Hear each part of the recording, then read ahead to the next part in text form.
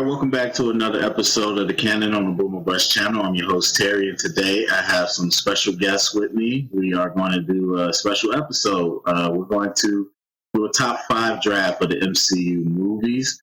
Real excited here. So how this is going to work, we're going to determine the draft order, and then we're just going to go snake and pick what we think are the best 5. And at the end, we'll let everyone in the comments decide. But we might go back and forth about who has the best movies. But so to get started, what I'm going to do is I'm going to give you a movie, and you are going to guess the release order out of the 23 movies. If you guess it correct, you get the first pick. If you get it wrong, it'll go to the next person. If they get it wrong, then I get the first pick. So we'll do it that way. So we're going to start with Brian. Hopefully you are not, we're on the honor system. On my honor. All right, so the movie you have is Ant-Man. Okay. Hold on. It's the first movie of Phase 3, which I'm going to go with the 12th movie. Oh, correct. Yeah. Absolutely. Yeah. Correct. Brian will be picking first. All right, Corey, I'm going to give you your movie. If you get it wrong, then I get the second pick. All right. Thor: The Dark World.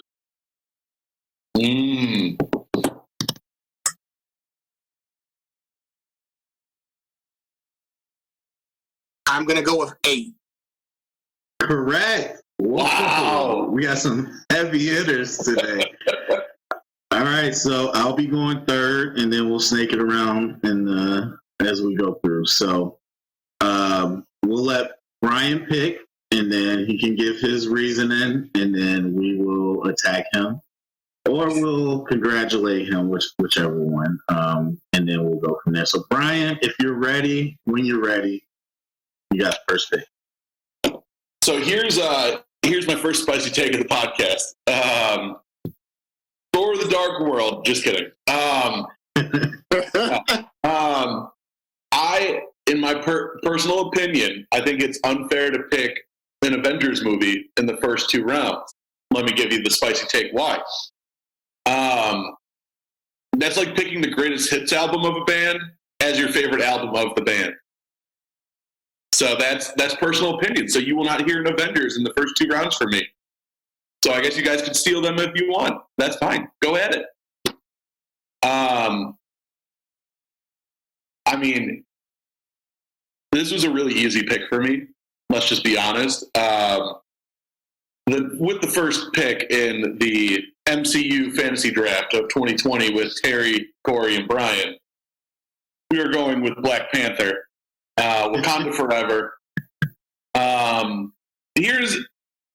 Let me give a couple of reasonings on why this is easily the number 1 pick for best movie in the MCU. Number 1, I don't think you can understate the cultural impact that this movie had. I think it really shook a lot of modern culture, and it's still being incorporated in modern culture. The amount of people who still reference Wakanda Forever, the people who throw up the arms,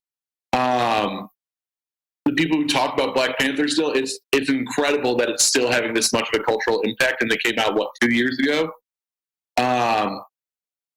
That's reason 1. 2, maybe this is a spicy take, it easily has the best director and writer of the entire MCU. Ryan Coogler is the GOAT.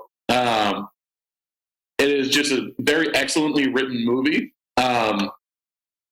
3, my boy Michael B. Jordan rivals Thanos as the best villain in the MCU.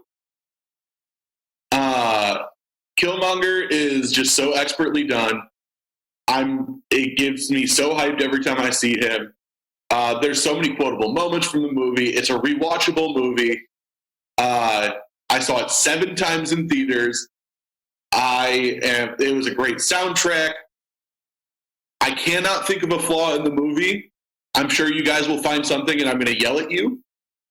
But what I will say is Black Panther, easily my favorite and should be everyone's favorite movie in the MCU with the first pick. I'm not mad at that pick. Look, I saw Black Panther 10 times in the theater. I all my memorabilia, like the things I have are from Black Panther. Like my first hot toy and only hot toys are from Black Panther. I get it. But I do think there's some flaws. But it's a very, very strong movie. I don't know if I would have went number one, but I can't be mad. I do think it is worth being top three. Corey, what's your feeling? I'm not mad at that. Like Black Panther is in my top 5. I'll share soon where that lands, but no, Black Panther is great. I think I saw it 5 times. So you all beat me in regards to how many times you saw it in the theater. I've watched it several more times on Netflix and on Blu-ray. But no, it's a great film. It's a great origin story. The villain is complex. You tend to lean in on what the villain is saying, like he's not wrong in some ways. Maybe his methods of going for it is wrong, or that could be up for debate. But no, I love Black Panther. It wasn't my number one, but I respect you for putting it at number one. That's fine. I gotta say, Corey's up with the second pick. All right, so my movie is a spicy take to Brian because I went a route that he went against. And so I'm going with a movie that probably is a mid-tier for a lot of people. And I'll tell you why it's the number one in regards to what happened after it was released. And so my number one is 2012's The Avengers. And so the end of phase one, when you have all 5 previous movies come together. I will say that first 15, 20 minutes is a little shaky when seeing it in the theater. But I think the payoff is so good. I think for me, why I love it so much is that back in 2012, if people remember, that was the year The Dark Knight Rises came out. And so people were thinking, based on The Dark Knight, that was the Batman was going to be the movie of 2012. And everything with Avengers, people were shaky. Like, I don't know how this is going to work. How you even got these characters together? Even the trailers beforehand was like, I don't know. But when you get to that movie, you get through like the halfway point and you get to the Battle of New York, and to see they pulled that off and they were able to tie everything we had seen in 2 Iron Man films, Thor, Captain America, even the Incredible Hulk with a different Hulk actor. It was just amazing as to what they were able to pull off because we had never seen that before. We had never seen movies build up like that before. I think Star Wars and Lord of the Rings are the only things that come to my mind as to like epic level, but to get these separate films together, that then paved the way to what we got for phase 2. I will say that it has the worst Captain America costume. That is straight garbage out of the ones Chris Evans wore, but I think it set the stage for Tony and Steve's friendship / rivalry. It paved the way. It gave the Hulk more depth. It gave Thor more context, what we saw throughout the rest of the series. But I think it's like the peak Joss Whedon as a Buffy fan, as a Cabin in the Woods fan, as a Firefly fan. After this point, he wasn't strong. We saw that in Age of Ultron. We saw that in DC's Justice League. And so I think that at this point, this is like pinnacle Joss Whedon, and it worked in his favor. We got Coulson, we got Nick Fury. Yeah, I have a fondness. It's the movie that I watch over and over again. Or at least the last 45 minutes of it, I watch over and over again. But I think it set the tone for what we have today. So that's my number one is 2012's The Avengers. I'll say, I think probably top 5 dialogue came from that movie between Tony and Steve. You know, take away the suit, what are you? You know, billionaire, playboy, philanthropist. I know 10 guys with none of that work more, and so I was just like, I will give you 100% that. I watched it recently, and it's better than I remember. The biggest issue I have is that what happens to Loki, so he's not threatening as much as the villain. And that's nothing the film could do, but like you said, at the time, it's groundbreaking. So I have big respect for Avengers. And I think that's just a symptom of the fact that Loki was so popular. If Loki wasn't such a good villain, there's no way that he would have been brought back. It would have been an easy way to put him to rest in that movie. No, I think all your points were good. I mean, the fact that it revived the Hulk is huge. Because after the Edward Norton fiasco, they needed to do something to try to get the Hulk back, and they did, and it worked. I think you nailed it. The fact that it opened up the idea that we could do more collaborations between superheroes and movies is one of the most impressive things that it did. Because you're not going to get some of the other cameos that we see in some of these movies until this happened. But you also see how it goes wrong with Age of Ultron. You see that, you can't just stuff everybody in a movie and hope it works. This was a well thought out movie, and respect, Corey, even though it's the greatest hit. All right, so I'm up. It's going to be spicy for Brian, I guess. I'm ready. So my number one pick, or my number one on the draft board, is still here, and so I'm excited. And that'd be Avengers Infinity War. I think definitely when we're talking about rewatchability, now that the saga's over, that's the one I rewatched the most. Black Panther's a close second, but I really just take myself back to the night I saw it. The energy in the room, just I respect so much about that movie, from the way it opens, with the distress call, and it's like, because you just saw Thor kind of have a happy ending, then you see the ship and all tattered, and then you knew that they had to have Thanos come out with like something to show you how bad he was, and to do it not only against the Hulk, but then to kill Loki, which was one of the fan favorites, like we mentioned. It showed you right away, this is the stage, that this guy's not playing. And I mean, we could talk about the special effects, how great it looked. We could talk about all that, but Brolin just really brought everything to that role. And I think it's impressive how much they had to juggle, because you look at the movie, you're like, wow, so many people never interacted, and they were all on a different mission. And so it's like, it's easy to think, well, they're not going to be able to give us enough of each character. But to me, at least, it felt like everyone got their due. And it was an incredibly ambitious job to juggle that much. But the through line was Thanos throughout everybody. And it made him a star. And I think similar to Killmonger, you had a guy where you like, I mean, still people, there's a hashtag Thanos was right. So people believe in that. And so, but then to the ending, I mean, in the theater, I'm not ashamed to admit this. I cried a little tear. Spiderman got me. I wasn't going to cry at all, actually, because I'm like, dude, they make too much money. They're going to come back. But the whole, I don't want to go, Mr. Stark, I was like, oh no. And so that hit me. I think, you had some of the Marvel jokes, but it had the most weight to it. And I'm more of a grounded type fan. And so this was one of the more, I think, meatier MCU movies where you went to some themes that you probably wouldn't have talked about in other movies. And so I thought overall it was a great job. So. Yeah.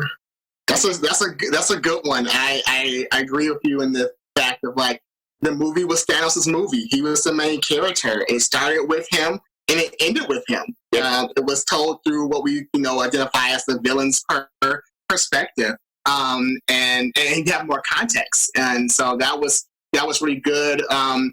That at the end, I guess because I've seen so many movies, and also knowing that Avengers Endgame was originally Infinity War Part 2, when it ended and it happened, I'm like, whoa, we're going there. But I'm like, you're not going to get rid of a character that's made you $1 billion 3 months ago, or Marvel's #1 character of all time, Spiderman. So people were like losing their minds, and I'm like, well, we know next year they'll find a way to make it happen. It's interesting how Endgame did that. But it was the fact that you did it, and that's where you left it at. That was a really, it was cool and shocking way to end the film. This is the first movie that got ruined for me by Reddit spoilers.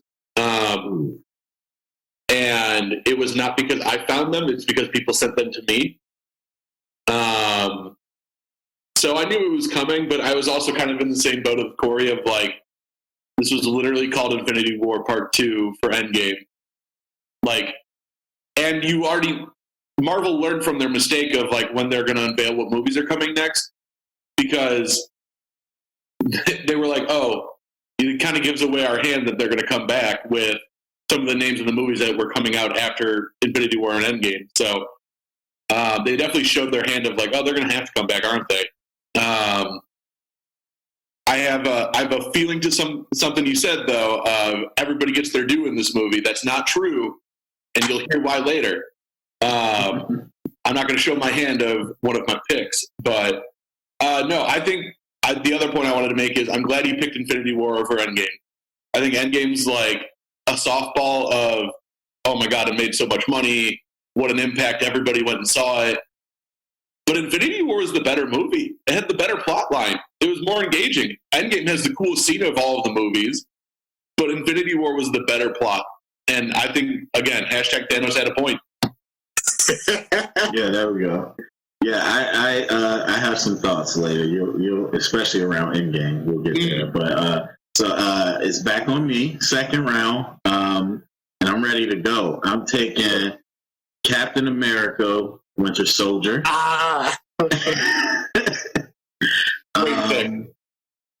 Yeah, I mean it's real tough to explain the impact of this movie because I was almost checked out in phase 1. Like Thor and Captain America, the first Avenger, were not my speed. Now I've learned to appreciate Captain America, first Avenger, but I was checked out. I was like, these movies aren't that good at all. And then Avengers saved it. But I'm like, okay, Captain America, whatever.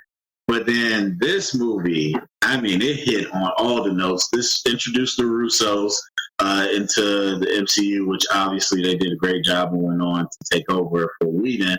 But just talking about the opening scene, getting George St. Pierre from UFC to come in and do that fight scene, that was a nice crossover that I like.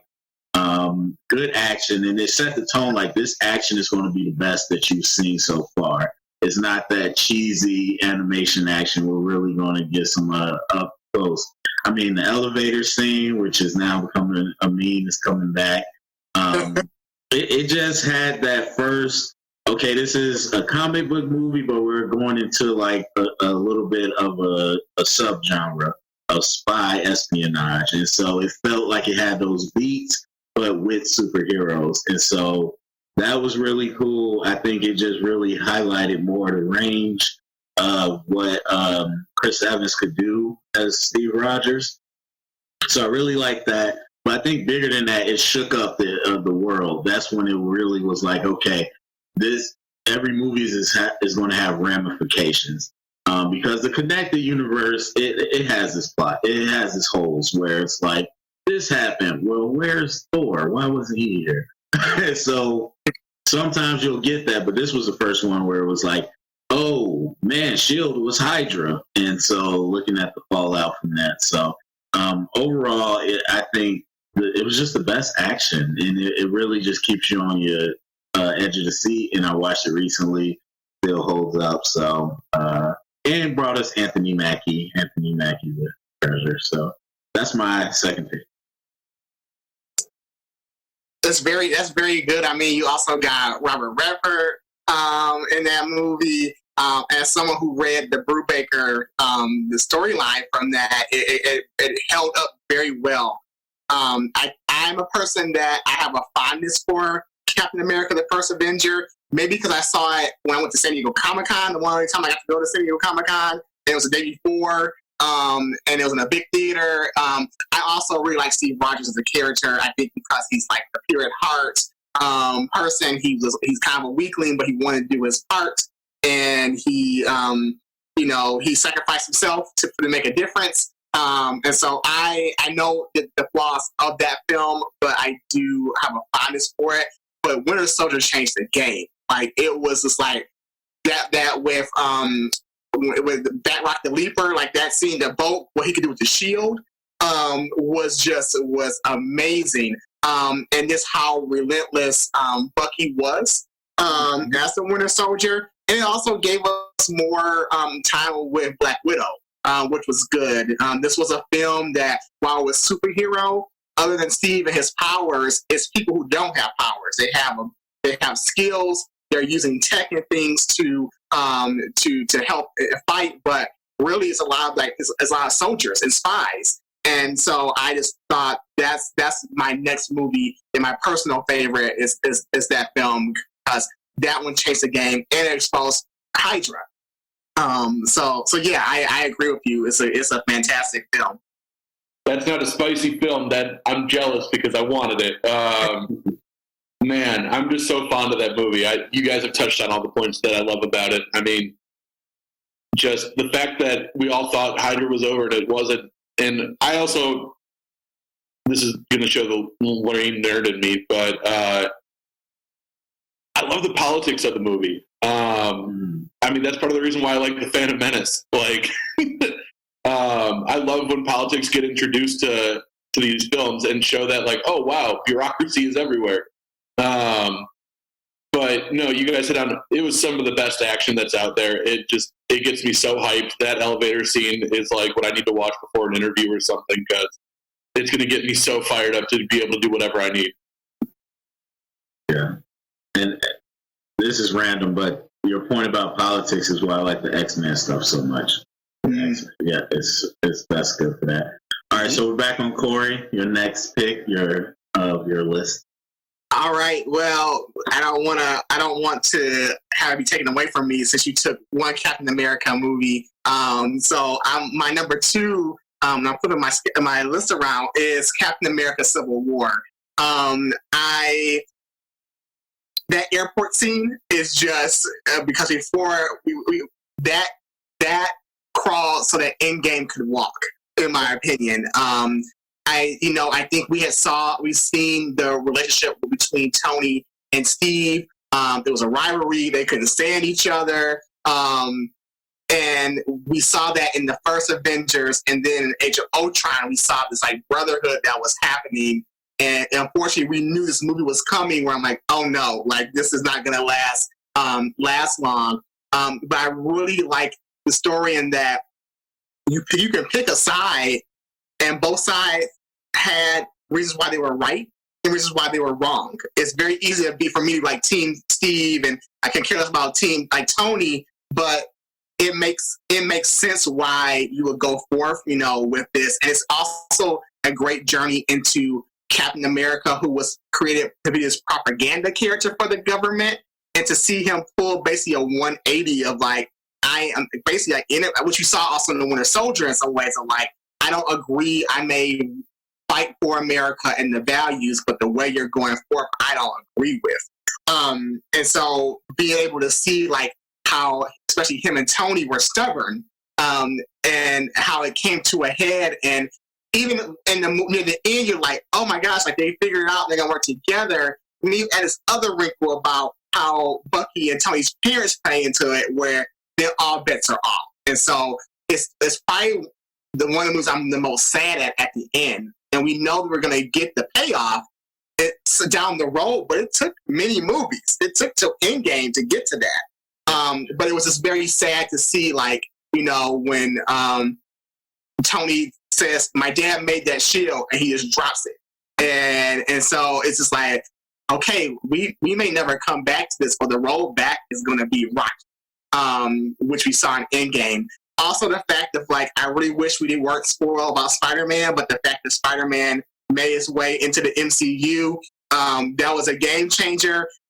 Also, the fact that Ant-Man made an appearance, and then we first saw Giant Man in this role, I thought was great. Yeah, that 15-minute airport scene is great. I like the banter between Anthony Mackie and Sebastian Stan, Bucky and Falcon. You have Cap's old bestie, and now you got his new bestie who hate each other. I thought that was cool. I really wish we got more with Sharon Carter a little bit. I thought that was a character they could elaborate a little bit more on, which I think we're going to get in the Disney Plus show, which is great. And then we had a villain that like wasn't like this bombastic villain. It was very intricate and strategic. And it wasn't like, I'm going to destroy the world. It's like, I'm going to destroy the world's greatest super team. Yeah, that's my number 2 is Captain America Civil War. You talked about all these things that introduced, and you didn't introduce the greatest part of it, Baron Zemo. I'm just kidding. No, it introduces Black Panther. My God. That's true. No, I 100% agree. I mean, going back to the political piece, the Sokovia Accords is so fascinating to me because it's a legitimate conversation to have. Like, should somebody be checking the Avengers? And that just made it so engaging and exciting for me of like, wow, I've never thought about this like actual debate. And it introduces like a real world element to it, which makes it feel more real, which I know these movies aren't real, but it makes you like it more. But no, the action is fantastic. The bantering is so good.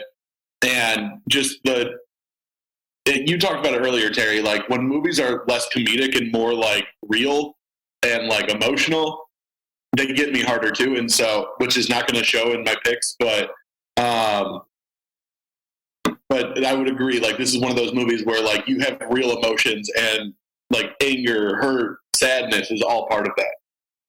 And you added Black Panther. I guess it also introduced one of the best parts of any movie: move or be moved. Yeah. Yeah. All right, so here's where the spicy starts. Now, Here we go. I'll preface it. You two are film connoisseurs, it feels like. And so I think you could agree that we all look for different things in films, or at least certain things stand out to us more. I'm a writer. Plot and dialogue stand out to me.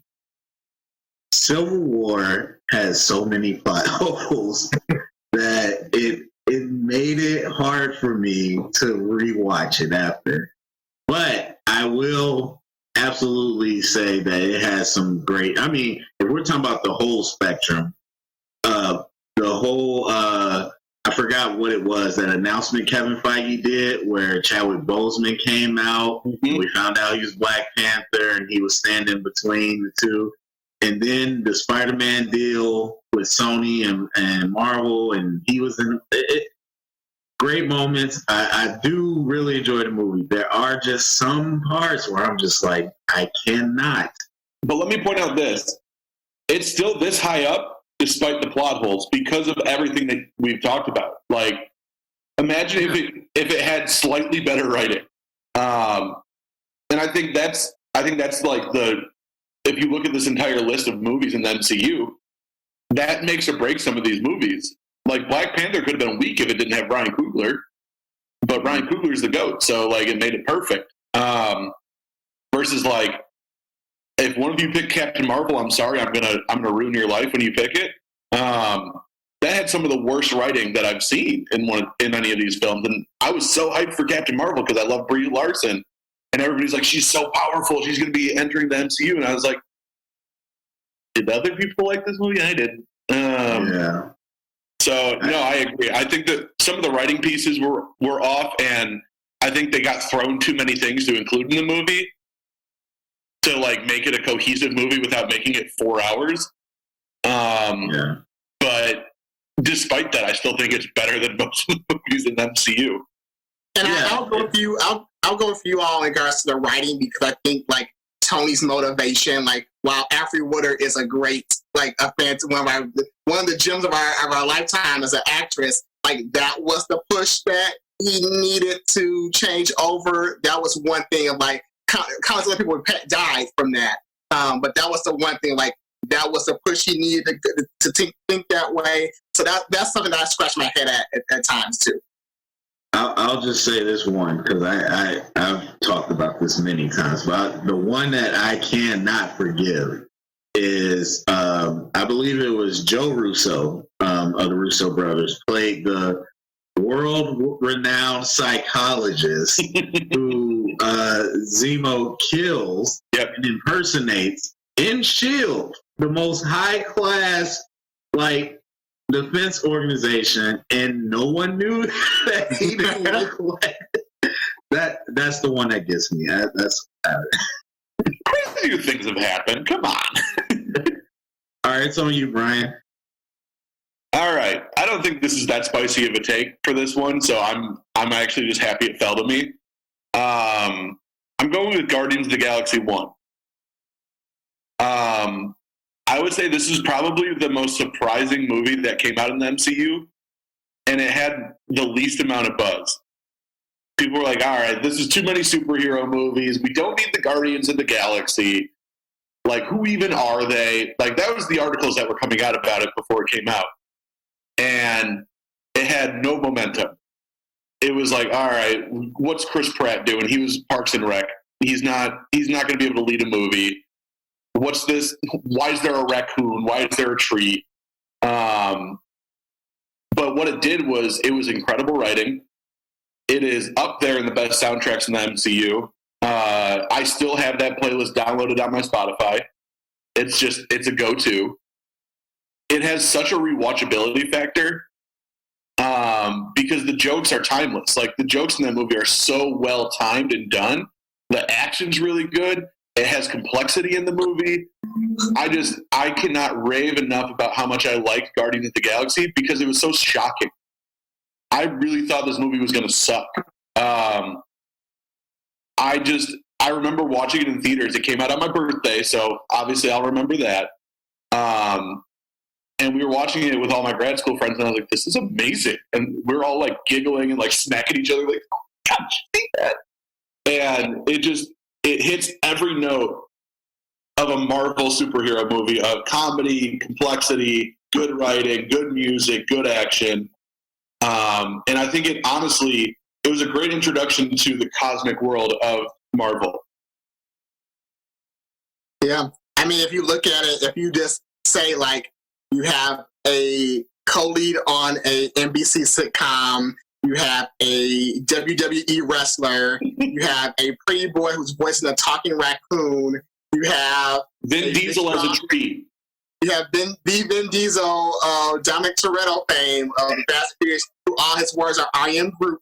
And you have Zoe Saldana, who's proven herself in Avatar and other things. But when you look at that, and then John C. Reilly and Glenn Close, you have all these random people in this film. Michael Rooker, you're like, what is Benicio this? Del Toro. Mm-hmm. Exactly. I realized Marvel Comics, but Guardians was not a book that I was reading or really knew. I knew of Rocket, I knew of Groot, but that was nothing I knew about. So I went to a movie kind of like everybody else. So, like, we'll see how this goes, and was strongly surprised at how much I enjoyed it. Just the creation of a team, of a family. Mm-hmm. You know, everybody is trying to figure out who they are and or escape who they are, and for them to come together at the end.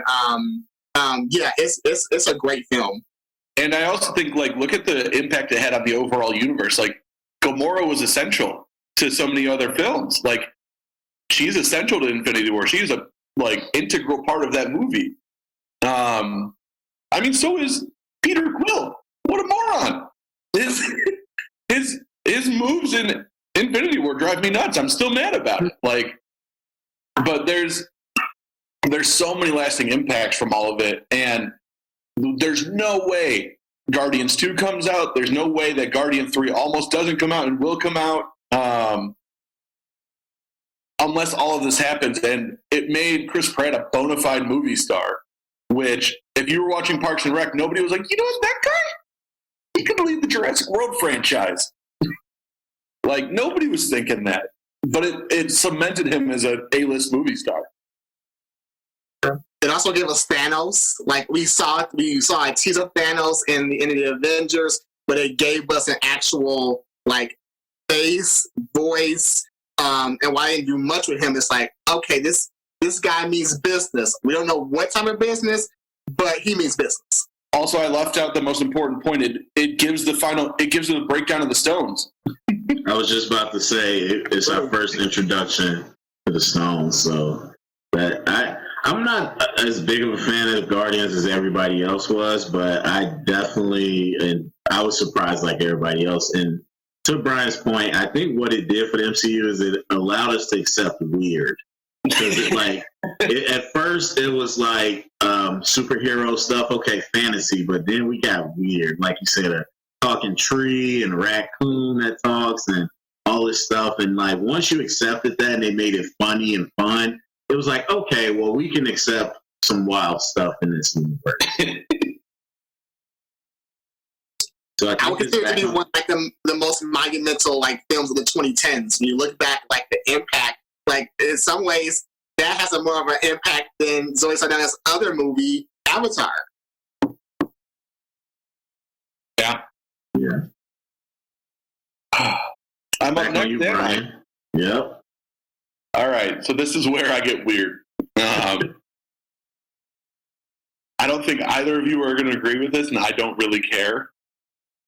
Give me Ant-Man for the next pick. The first Ant-Man. Before the heat comes, let me break it down. One, you brought up everybody in Infinity War gets their due. You know who's not in that movie? Ant-Man. You know who's an essential part of Endgame? Ant-Man. Who's an essential part of Civil War? You said it, Ant-Man. I talked about it earlier that I like the serious parts of these movies, but I think Paul Rudd did such a good job of flirting with the line of comedy and drama. But there's also interesting pieces to this movie. Everything with Hank Pym, everything. Oh gosh, he's in House of Cards. The guy who's the evil guy in the movie. Who's the villain? Corey Stoll. Yeah. What's his name in the movie? Oh, he was Yellow Jacket. Yeah. I'm not gonna remember. Isn't it like Peter something? I don't know. Actually. Which it doesn't help my case that I picked this, 7. Darren Cross. Darren Cross, that's right. But I love the Ant-Man and the Wasp dynamic. I love that this introduces time travel. Like, the quantum realm was not a thing until Ant-Man came along. And granted, Ant-Man and the Wasp is the one that really delved into that deeper. But what was an essential part of Endgame? The Pym particles, which is something that was getting explained in the first Ant-Man. And if you tell me there's a funnier part of any of the MCU movies than when, oh my God, I'm screwing up names right now. I'm so embarrassed. When Luis is going and he's doing the retelling of stories, there's nothing funnier than that. So it's like Olaf at the end of Frozen 2 when he's retelling all the stories to the little snowmen. Corey, I know you know what I'm talking about. I do. Those are the funniest parts of any MCU movie. I had to put Ant-Man over Ant-Man and the Wasp because I just think Darren Cross was a better villain than what was it, Ghost in Ant-Man and the Wasp. Yeah. And don't forget my boy Walton Goggins. He was a terrible addition, and it made me so sad because I love Walton Goggins. But like Randall Parkson also in Ant-Man and the Wasp, and who doesn't love him? But T.I. hits all his points. Like it was just a very interesting movie. Again, you talked about Guardians of the Galaxy allowing things that are weird to happen. Ant-Man's weird, but I liked it. I liked it a lot, and I thought it was really cool to see somebody who is wrestling with a lot of real world problems and really shouldn't be a superhero. When he becomes one, and then he becomes an essential part of the MCU. But this movie we would not have gotten a sequel if this one wasn't successful. And I think that's showing of how good the movie was. I'll rival you on Luis's storytelling. For funny, Baskin Robbins always knows or always finds out. That wrote me into the movie. That was so good. Yeah, I will say that out of all the films that we've gotten, what I give Ant-Man props on is that it's probably the most accessible for families. It's the closest to a family Marvel film. Like, I mean, kids can watch those movies, but and there's still violence in the films, but I got huge Honey, I Shrunk the Kids vibes from it. And the fact of him trying to build his relationship with his daughter, which I thought was a good theme in that film, Ant-Man the Wasp, and in Endgame. Yep. I really did like that. I did like also Hope Van Dyne. Eventually, Lily was a good. I like that they switched it up with the Wasp instead of the comic of Janet. But it's like her being a strong character without the suit. And so it only made it more worthwhile at the end when we saw it was suit being made for you. But I like it. It's funny. It's heartfelt, and I think, like I said, that's the one that if I had a little one and they wanted to see a Marvel film, and I'm like, I don't know if I can show you Avengers or Thor yet, but maybe we'll start with Ant-Man and see where we go. Also, no disrespect to Michael Pena, I couldn't pull his name earlier. He's the Luis in the movie. Michael Pena, the GOAT. Yeah, I think they leaned into the family and they did it well, and they definitely followed it up well. And I went into it a little sour because I wanted Hank Pym to be. When they went Scott Lang, I was like, oh man, because we never had a challenge to Tony Stark, like as far as a intellectual, and that's why a lot of people were wishing we had Mr. Fantastic or somebody to rival him. And so I was like, Hank Pym, perfect. And they went Scott Lang, but and Paul Rudd, another person no one thought would be a superhero, but pulled it off. I mean, they pulled that entire movie off, and I agree with all those points. I'm really shocked I didn't get more backlash on that. Look at us. All right, Corey, you're up. All right, so my next pick revolves around a superhero who also has a insect background, and so my number 3 is Spider-Man: Homecoming. Spider-Man is my favorite Marvel character. It's the one consistent comic I've been reading for the last almost 20 years now, and I am a fan of Spider-Man 2 by Sam Raimi is to me a masterpiece. And I know people don't like Spider-Man 3, but there are gems in that movie that work. There's a lot that doesn't work. But this is the second reboot of Spider-Man that or the third we got from that. And so I wasn't the biggest Andrew Garfield, Emma Stone. I liked them in the movie, but the way the story went, I was like, Amazing Spider-Man 2 is probably my least favorite Spider-Man movie of them all. Because they jam-packed so many things and wait for number 3, which we never got. And so knowing that Spider-Man is the heart of the Marvel Comics universe, we had all been wanting to see how he would interact with other people. How would he interact with Captain America? How would he interact with Iron Man? And so when that surprise came in Civil War and we got the 20 minutes of him there, it was like, wow, this is incredible or amazing. I guess you could say that. But when he got his own movie, I think that Tom Holland, the MCU Spider-Man has been the best hybrid of Peter Parker and Spider-Man together. I think that Peter Parker was represented very well by Tobey Maguire in the Raimi trilogy, and I think Spider-Man was handled very well in the Mark Webb Amazing Spider-Man series. But I think Tom Holland's Spider-Man was a great job of a Peter Parker Spider-Man hybrid. You got to see Peter in school. That was something that we didn't get to see a lot of. Besides, it's Spider-Man. Both Spider-Mans we got him in school, but to see him as like the science nerd. For him to be, in the other films, he was bullied a lot. In this one, it was like, he was picked on, but he went to a science school. He went to a magnet school. So everybody was smart. Which I like that they made Flash Thompson just into a jerk, let alone a bully. I liked the relationship with, I always thought like the fact that Aunt May was super older than Peter, where I was like, she must be his great aunt.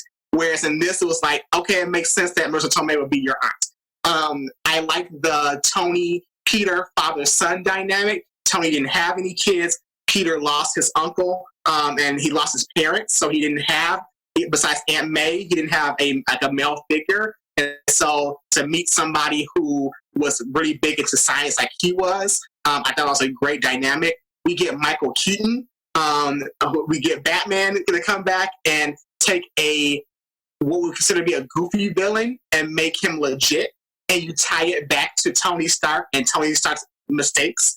I thought was really great. Bokeem Woodbine, whenever he's in a movie, I rep for him. Zendaya, and even though we knew kind of where the twist was going, the fact of this character that she played and who she turned out to be was good. The fact that we saw Peter fail as Spider-Man, he was very anxious. He thought, like, I'm an Avenger, I'm going to do all this stuff. And then you see him make mistakes that could have killed people. And the superhero God giveth and the superhero God taketh away. And so we go with this suit that was, did everything he wanted, to him having to wear what he wore prior to meeting Tony, with the goggles and the sweatshirt to still prove his worth. And so he proved his worth to Tony. He proved his worth to Happy Hogan.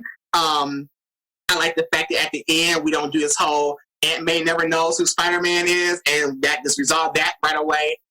We gave Peter a friend group with Ned.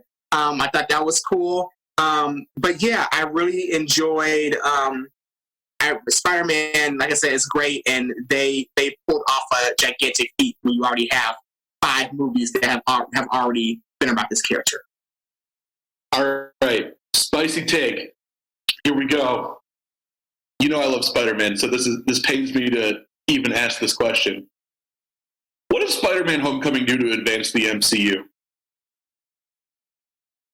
I think that sometimes it's okay to not have something that advances. It's like a comic book where most issues, there's like 6 or 7 issues that make up this big story. And sometimes you need those one-offs. You need something that's just like, here's light. It has nothing to do with the overarching thing. Or maybe there's little seeds that which we saw in Far From Home.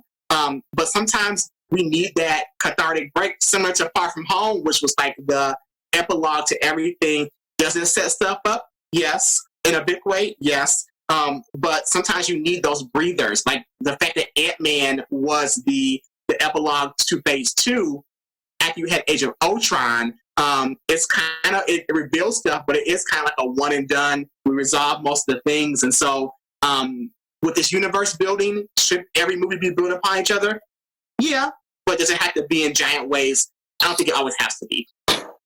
Well, thanks for ruining my spicy take. No, I honestly, Spider-Man, I think Tom Holland was the perfect portrayal. I think you hit on that being the combination there. That was awesome. He was good in the action scenes. He was also good as a high schooler. Another nitpicky thing, which is, again, just me being me, I love Donald Glover. What was the point? Like, hilarious. Yeah. It wasn't hilarious. It was like, oh my God, Donald Glover's here. And then he's gone. And it's like, oh, hopefully he means something later. And again, Corey, you know this about me. I haven't read a lot of the comic books. So maybe his character does have like bearing in the universe. But for me, as the person who got introduced to a lot of these things through the movies, I was like, you kind of did me dirty. Like, you're going to get this huge name and he's going to do nothing? Okay. I also think the post-credits to Homecoming makes me so jazzed that, like, there's a reality where we could end up with the Sinister Six in the MCU, and that just gets me hyped because I would like to see it done properly.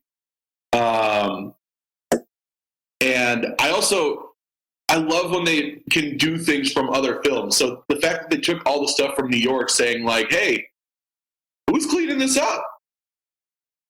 Like, that's a really cool callback to the Avengers movie because that's some half-baked conversation that somebody's had sitting on their couch after watching the Avengers, like, who cleans that up, man? Like, I mean, I've had a lot of those conversations after these movies. I think about Fast and the Furious when they're in Brazil. Who's cleaning up after that bank fall? Who's doing it? So it was a cool callback, and it was a cool way to integrate an old plotline and to start this new plotline and introduce a character that's familiar. And they did it without having to do what, Into the Spider-Verse does, which is, all right, let's do this one last time. They were like, all right, you already know enough. Let's give you something. I thought that was cool. They also made the villain scary. I don't mean like Thanos is scary, but to a 16-year-old kid, you're taking this girl you like out, and you find this information about her dad, and dad knows what's going on too. And that conversation in the car was very uncomfortable. Also, the fact there's one point in the movie where we first see the Vulture where Spider-Man is falling, and then the Vulture swoops down and grabs him. Like, that caught me off guard. Like, oh, we're not playing games here. And so, like I said, you took Adrian Toomes, which is normally seen as this old man, and he's kind of like a joke. He's like the Riddler of the Spider-Man universe in regards to, like, he's not an A-list person, but you gave him some meat. You gave him a story. You could see why he was doing what he was doing. It didn't paint Tony in a positive light, which happens in every movie. But yeah, I just thought that Michael Keaton was a good surprise pick for that, but was so good. Yep.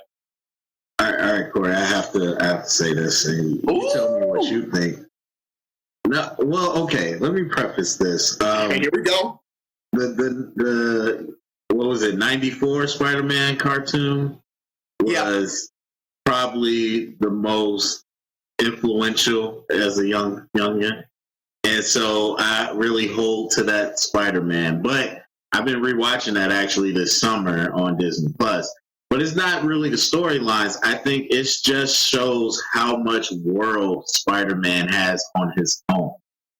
I feel like they tie too much with Tony to Spider-Man. Now, I think it was cool the way they made it creatively integrate, and I like Tony's role in the movie. I was scared it was going to be, Iron Man 3.5 and featuring Spider-Man, but it wasn't. They did. I think the moments he showed up were impactful, but it's just like everything about Spider-Man was Tony. He made his suit. His mistakes made the villains. It was just like everything. It was a little too much for me. I don't know if you feel that way or if you're like, it's completely fine. I think that if that was by itself, I would be like, I might push back a little bit more, but I think you saw that in Far From Home. Of like, it was still this legacy piece. Or it's the fact that, like, Tony has done a lot across the field. Like, Captain America Civil War is another one where, like, Tony played a role in that, which then ties back to Far From Home, which gives us the whole Mysterio backstory. But no, I understand that it ties back to Tony, because Tony was the linchpin of the MCU that we got. But at some point, we had to let that go. And so I can understand that piece because he did play an integral part in that story because he was the one that gave Spidey all the things. I love Tom Holland. Just gotta say that. All right. So speaking, that sets me up perfectly. I can't believe this is my board is falling so well. I'm going with Iron Man, the movie that started it all. Especially when we're talking about impact, that has to go up there. But hold on, I gotta interrupt you for 1 second. Wasn't your spicy take on Corey's last pick that it was too much Iron Man? But that's because it was Spider-Man's movie. Hey, I have no problem with Iron Man. It was just the way he floated. But the way he floats in the MCU is because of this movie. Because it kicked it all off where we didn't know that it could work. Most people didn't know it could work. Like, even with the success of Dark Knight and everything, it's like it's Batman. Like, Batman's classic. And to go with Iron Man, who was not a thing prior to the MCU for a lot of people. He was a C-list hero at one point. And you went with him, and then Robert Downey Jr., who, for whatever reason, I wrote a paper about in high school, and I just remember it because it all happened at the same time. And so I was like, "Is he alive?" I thought he was dead. I don't know why I got an A on that paper because I know he was alive. But anyway, so he gets the role, and I'm like, okay. Now the Tony Stark, I'm not huge into the comics either. That I was introduced more through TV shows. So the Tony Stark I know wasn't like this burnout playboy. So I didn't know they were going for that. And so once you saw that's what it was like, wow, Robert Downey has a chance to really knock this out of the park. But then the action and the levity to start out with, breaking himself down, having to build the suit, having somebody he didn't even know sacrifice himself to help him stay alive, which really, brought Tony down to earth and really changed his whole perspective. And you just didn't know you could have that much heart, that much drama, and that much action in one movie about a superhero. And that's just not what we were used to at that point. And it resonated in such a way. As I said, I was not a fan of the first Captain America or Thor, but that Iron Man resonated in such a way that it gave credibility to whatever they were setting up. And we were like, okay, I'll stick around and I'll see what's going to come of it. I mean, the iconic Nick Fury, after cutscene, and it's just the Avengers initiative. I mean, in Avengers, that was probably a B-list group of people too. Like, no one was like, oh, Avengers. Like, I think most people knew Justice League. Like, that name was bigger than Avengers. But we knew enough to be like, oh, this is tying into something. And so, but the grandfather of the MCU, Tony Stark, as we said, played a role in everything else after that. And what it set up, it set us up to have this universe. And it all kind of started with a single person story, which, as much as I'll talk about Endgame one day, it wraps that up well, I think.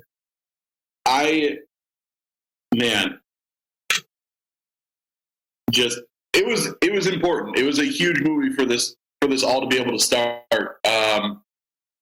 I also think I've joked about this with Corey because we go and see a lot of movies together. Well, when COVID wasn't real, Iron Man and the MCU ruined movies for me because now I watch until the end of the credits every time, hoping there's a post credits. We went and saw Cats, and I'm like, there might be a post credits, Corey. We don't know. There was not. There was not, tragically. But that wasn't a common thing. But that post credits of Iron Man 1 is huge. It literally sets up the next 10 years. And I think that's just it did so much to be able to create this world. And again, it revived Robert Downey Jr.'s career. Jon Favreau, I think, is a very underrated writer and director, and it showed his talents and how it could transfer into a superhero genre, which was not a chic genre at that time. I think you brought in a couple A-lister, well, at that time they weren't A-listers. You brought in big names, and they knocked it out of the park in a genre that was not popular. Like, aside from, like, Batman and the original Spider-Man trilogy, because we're not messing with not Tobey Maguire, Andrew Garfield. I can't think of another superhero movie that was like cool. I mean, I guess you could go with like the 70s and 80s Superman, or my boy Lou Ferrigno playing the Hulk. Are you just gonna sit here and insult Spawn like that? All right, can we move Corey? I guess we could also say I did like Wesley Snipes played. Thank you. Which paved the way for all of this. Give Wesley his dues. Ryan Reynolds in Blade Trinity is what started the MCU. We're just going to throw out spicy takes today. But superheroes weren't cool. Iron Man made it cool. And we would not get the MCU if this didn't happen. So I am a little shocked it went to 9 on our list, but kudos to you for taking it. Yeah. I was going to add that too, like 3 things. Terry, what you mentioned about like Iron Man and like people knowing him.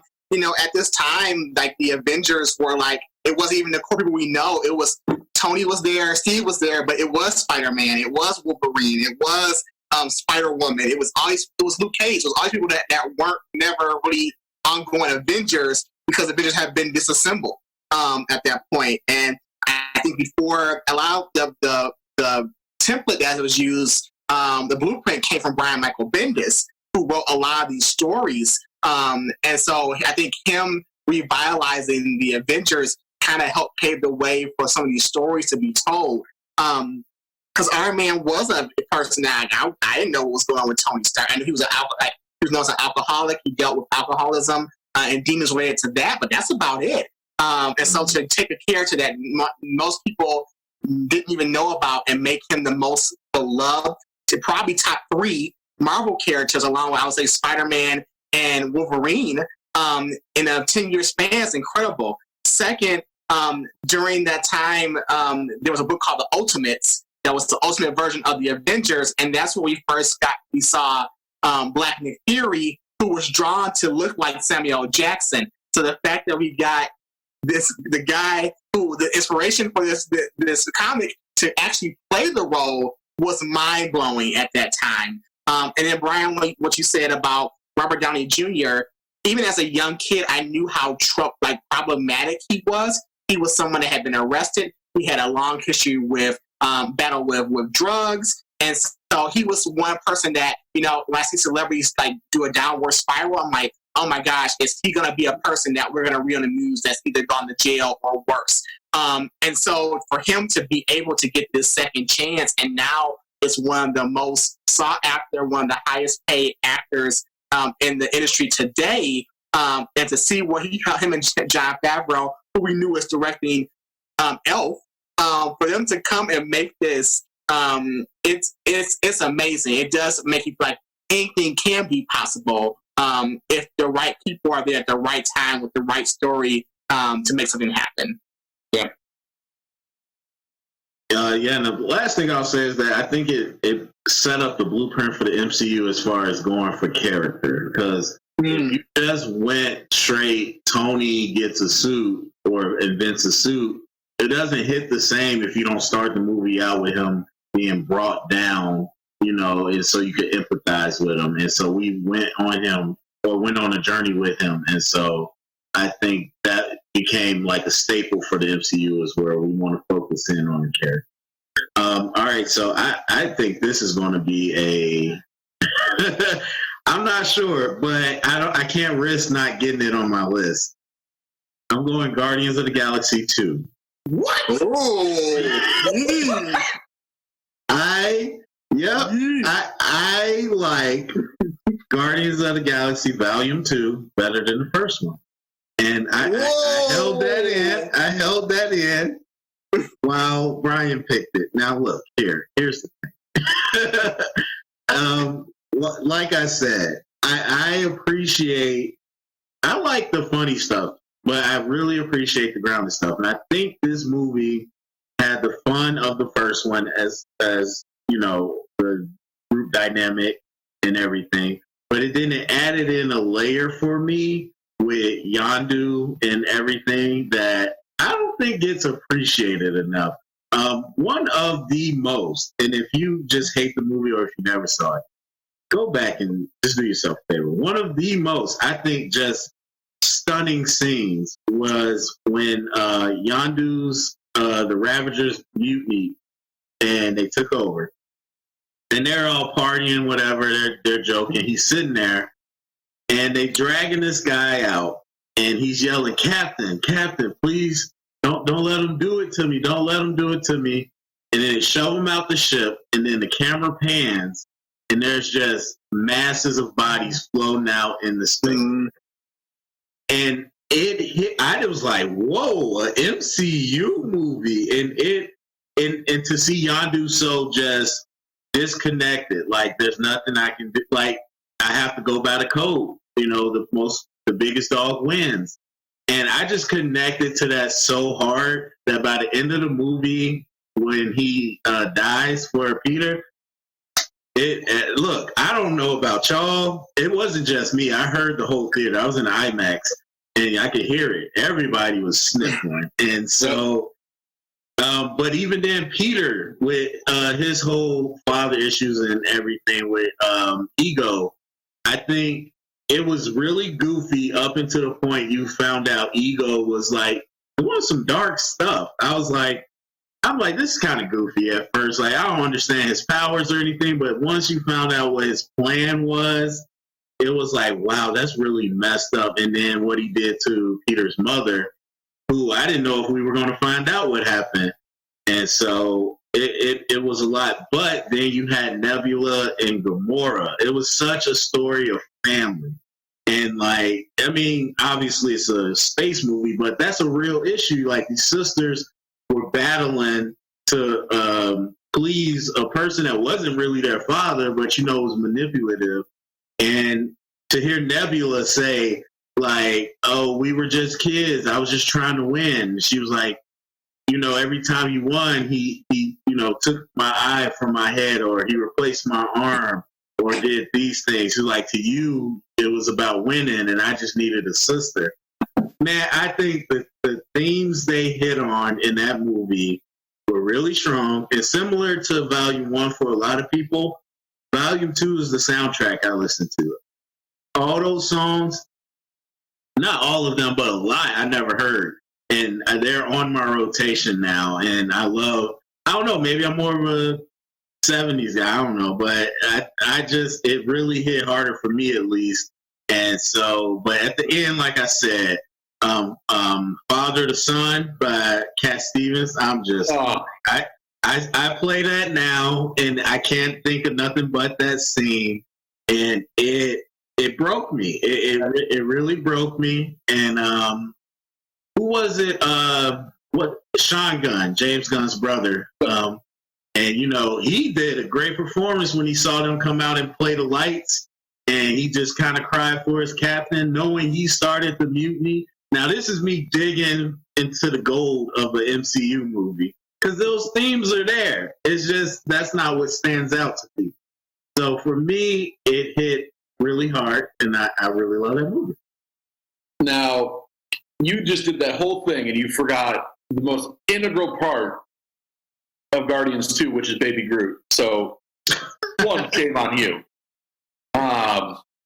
But two, I think you touched on the reasons why I do like the movie, and it has redeeming qualities.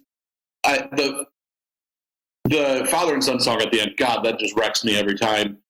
I think the concept of like this code that the Ravagers are following, and that there's other Ravager troops that also have to live by this code, I think is interesting. I think the evil behind Ego is interesting, but that's it. I hate Ego as a character. I thought it was very poorly written and poorly executed. I think they had so much potential with it because they don't talk about what Ego is. They don't talk about like his impact on the MCU as well.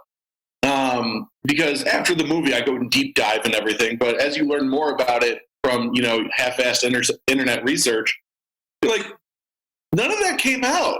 It was just like, he was there, and he was like, "Hi, I'm Dad," and JK, I'm a planet. I don't know. I think that was just very poorly explained, but everything else you said was very good. I think that's the only knocking thing is like, this is a main plot line of the movie, and it was flawed. But all the fluff around it was dope. Big fan of the soundtrack, big fan of the action. And I think it set up so many cool things. I mean, 5 post-credit scenes. It alludes to Adam Warlock, which, like, that gets me hyped. All the interactions with I'm not thinking of names today. What was that? The Perfect People group. What are they called? The Gold People. Yeah. Yeah, whatever. They have a real name. I keep wanting to say Unsullied, but I know that's Game of Thrones. But like their interactions were all really interesting. I think like I loved. Oh man, when they're all riding those like video game ships to like try and kill them, that was so cool. There's a lot of great things to Guardians too. But if you can't focus on your villain and explain who you are and the importance of you to this entire universe, I got a big problem. I think sometimes you have a conflict that you got to fight. Sometimes it's a device for a journey to happen. And I think you saw a lot of journeys happen throughout that movie, and that I agree with you. Ego. I didn't watch it right now because it's perfect. They didn't even scratch the surface of Ego, but I can't defend it. But it was a plot device that was just there. And I get it. It was more perfect watching Corey's face as you were trying to save it. No, you're good. But I would not defend Ego. I think that there was much more they could have did. I will say I like the fact that it was a movie of growth, particularly a growth of characters that when we were first introduced them, we were interested to not like them. So like Yondu was seen as problematic, and you see the full extent of like he was the father figure to Peter. For Nebula, she was the right-hand man, right-hand person in the first movie, and to see her growth and to see her and her sister reconnect. They have been pitted against each other for so long, and realizing like we've been duped, we've been pitted against each other. Let's work together. I thought was great. The one group that didn't happen was Groot, which is interesting because normally in a movie where you have it where he's a baby, by the second movie it's like, oh, he's grown again. And then this one's like, no, he's not. He's actually he's now a teenager. He's being difficult. So I was glad that they didn't go back to the like, oh, he's back to what we saw him in the first movie. No, there's a different variation of Groot. I like the song Brandy by the group Looking Glass. That's one of my favorites. So the fact it had such obscure characters of the Ravengers, so like the fact that Sylvester Stallone and Miley Cyrus were in the movie was super weird. Also, I think a cameo by Jeff Goldblum in the credits before we got to Ragnarok. I would say for this movie, one thing that I noticed, and especially in sequels, and maybe because I saw Scoop recently and I didn't care for it, is when the team splits up, there's always like, let's split up, and then there's these various adventures, and like we just got this group together, and now we're splitting up again. And so that was one thing for me I would not get. And even though there are longer MCU films, for me this is the one that why I feel the length of it. And that like I'm like, ooh, this movie is long. How much time we got left? Oh, 45 minutes? Oh, okay. So it's one that doesn't like, I mean, obviously Endgame is like the behemoth, but that one kind of keeps going with Guardians. When I saw it upon repeat, it's the one where I feel it's the length of it. The other thing I'll throw out there is the Yondu and Rocket dynamic, where Rocket had to kind of see himself in that and kind of, learn from my mistakes type thing. But yeah, I know it's not everybody's flavor, but all I say is I'm Mary Poppins, y'all. Corey, yes. your pick.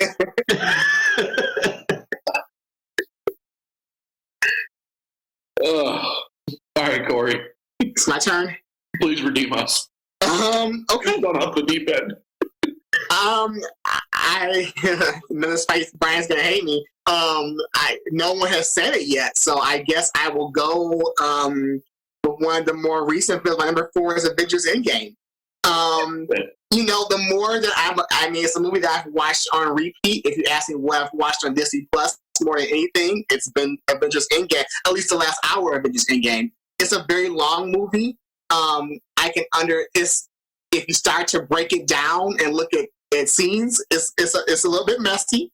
But it's a daring feat to, one, you look at the ramifications of Infinity War and you take out the villain in the first 15 minutes of it. Not only that, you jump 5 years. And so these people have had to live in this environment where their assumption is that people are gone forever. And we as a moviegoer know they're going to find a way to figure it out. But for them, like Steve has had to, we saw Steve as low, we saw Tony coming back from space, on the brink of death. We saw Black Widow probably lose her composure for the first time ever. They were in a dark place. Hawkeye becomes a villain. Say that again? Hawkeye becomes a villain. Hawkeye's out here murdering folks. And so everybody is in a dark place. You have Scott Lang, who comes back and doesn't know what's going on. I think probably one of my favorite moments of that movie is when he reconnects with Cassie and to see his daughter grown up, because that was like the one parent-child bond we had in this universe. And so the fact that we get Smart Hulk, so he's not just the savage. He's he's able to, even though we didn't get a lot of action with him, that is a nitpick of it. But the three to go back and revisit scenes that we saw in other movies, to see characters that we didn't know was connected. So to see the Ancient One was battling people during the Battle of New York was cool. I think this movie redeems movies that folks look down upon. So Thor: The Dark World, while it's probably my lowest ranked Marvel film, it adds value to that. It adds value to Age of Ultron, which was trying to throw in a lot of stuff, but was a crucial piece to it. And I would just say that last 50 minutes it gave me everything as a little kid I would want. It was a splash page. The fact that the first person we get back is Black Panther. So I'm like, Black people are coming to save the day. And he brought his crew. It was between them and the Mystics. They were the MVPs that no one talks about. It brought everyone to the fold, including the Wasp, including Howard the Duck. We got him in the background. But the fact we finally get Avengers Assemble was great. The running towards one another was just everything that my heart wanted. Cap holding Mjolnir was great. That was a great surprise, which harkened back to Age of Ultron about whether he can lift the hammer or not. It was great. Now, I will say that, granted, the Black Widow story and her send-off, which we may see in the next movie, that was the piece that I can be, critical about the way scenes line up in the big battle, where you have Ant-Man in the van, but yet you see him as a giant man in the background. That doesn't make any sense. The fact that we used Thanos, and Thanos was past Thanos, so it took away some of the air in regards to what it was. But he was more savage. By the time he got to the beginning of Endgame, he was, he had succeeded. He's kind of like, I did the thing. I did what I succeeded. We get introduced to Captain Marvel, and then we forget about her, which was a nice surprise, but it hyped her up as like her being in this more, and she wasn't. And I think the biggest take I have is with the poster and the inclusion of Okoye, and then not using her as much, and knowing in regards to characters of color, particularly. While we got War Machine, it would have been nice for that representation for a strong Black female lead there. That being said, as a capper of the 21 previous films, to do what it did was incredible. I don't know if we're ever going to see that again to that magnitude. So because of that, I have to give and it made me care about Tony. I care about Tony, but I don't he's always kind of a jerk to me. But his sacrifice, the I Love You 3000, you took a character that I thought was okay, and you really that dude was the truth. And so I can talk dates for that, but Avengers Endgame is my number 4. I'm shocked that it fell this low because of the monumentalness of the movie. I mean, we're not going to have anything like this because we had it now. Like, they could try to build up another 21 films. We'd be like, okay, we saw that. That was cool. But how they're going to try to one-up this, I have no idea. Good luck to Marvel. But, no, you hit on so many of the notes. I will also say, you talked about things that, like, were emotional, Tony Stark's death. I will argue Tony Stark's death in Infinity War was more heartbreaking for me than in Endgame. When he gets stabbed in Infinity War, I lost it in the theater. I erupted because I wasn't expecting that because I was like, oh, he's going to be in Endgame. Like, he has one more film on his contract. Then he gets stabbed, and I'm like, did they lie to me? But they sent him off perfectly, and I think that funeral scene was really well done. I think some of the pieces of it, of like trying to do some callbacks in it, was unnecessary. Like, what's the kid's name from Iron Man 3? He didn't need to be in the funeral scene. Like, he was irrelevant. But what I will say, the way they send off Captain America in Endgame, perfect. It's my happiest thing in the world. Captain America is my favorite. He's my favorite Avenger. He's the first Avenger. So the way they send him off and the way that he finally gets his moment at the end of like, this is what I always wanted. I did my service. Masterful. I think a lot of people hated that ending, but as somebody who's just like a fan of nostalgia and like cuteness and a good love story, him and Peggy at the end just I teared up more at that part than some other parts of the MCU. I think that they did also a good job with the switcheroo because I think out of all the actors, Chris Evans was the most vocal about wanting to pursue other things. So I saw this as Captain America's Last Stand, and it didn't help that right before the return of everybody, one of the best scenes is Cap by himself about to face the Armada, and it's like, and at that moment I'm like, oh my gosh, like this is it, like this is the last stand. This is what we're gonna see. I would have never expected Tony was gonna be the one to be the actual one that actually died in the movie. And so, and the fact that Cap was around, but yet he still had to live this life as an older man. That caught me off guard, as I was in a good way. Yep. Cap by himself at that moment, I was feeling Game of Thrones Battle of the Bastards, Jon Snow by himself. I was like, oh, here we go.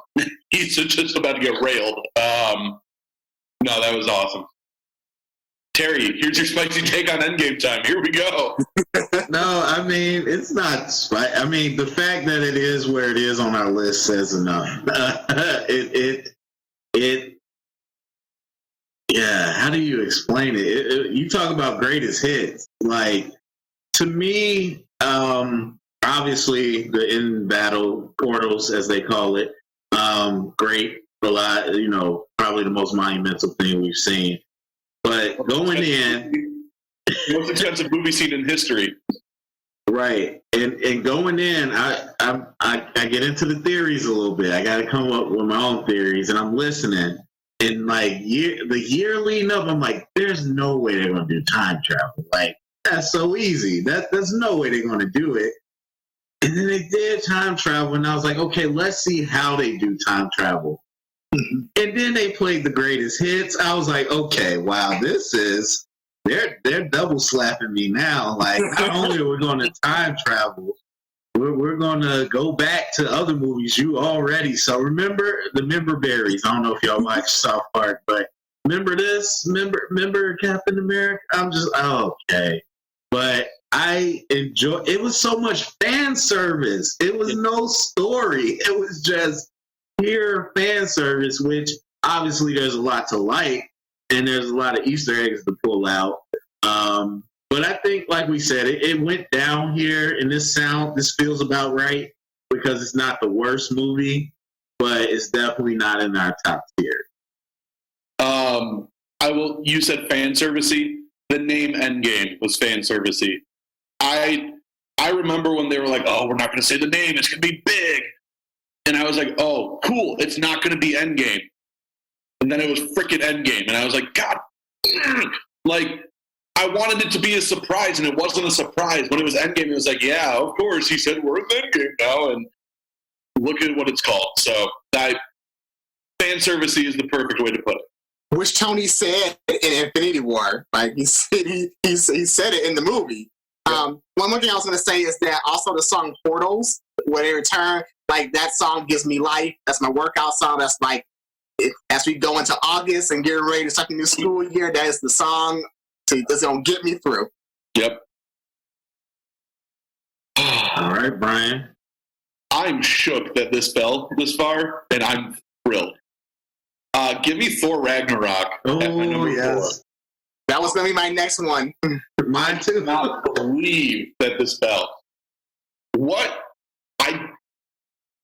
I'm excited because Eric Skeers, my dear friend, is on his way over right now. He and I have gone and seen every movie that has come out in the MCU together on opening night.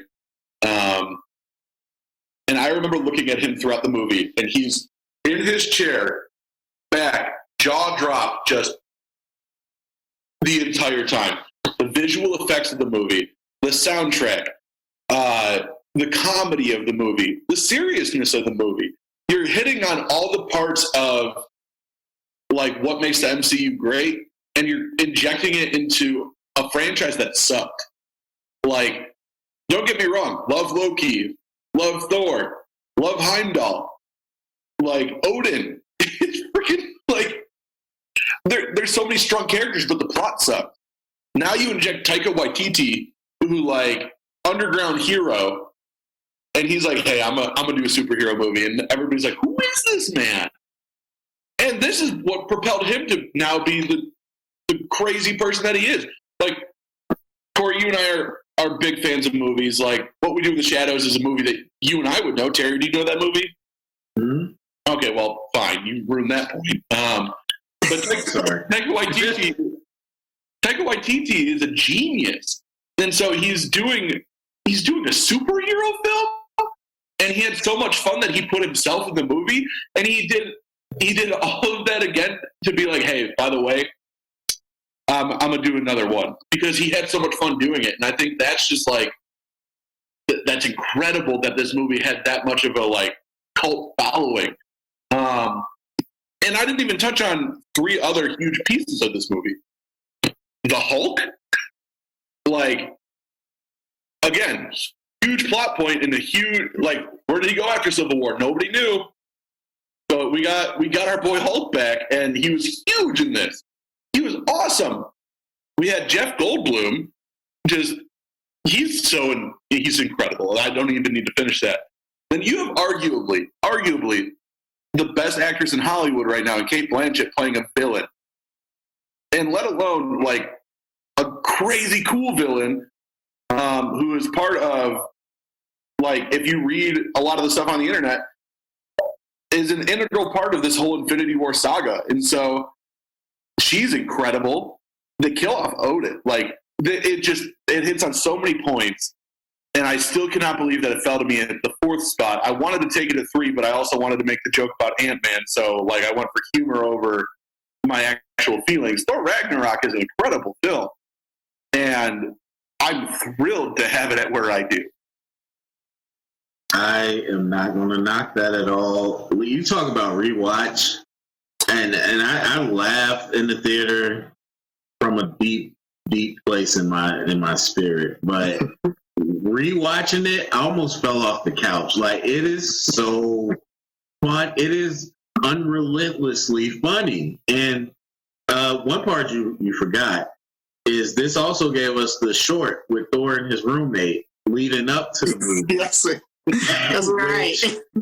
I'm just like, Chris Hemsworth is funny. He is hilarious. And Taika giving him the range to open up Thor, that just really, man, I didn't see it coming. You talk about the biggest pivot in the MCU.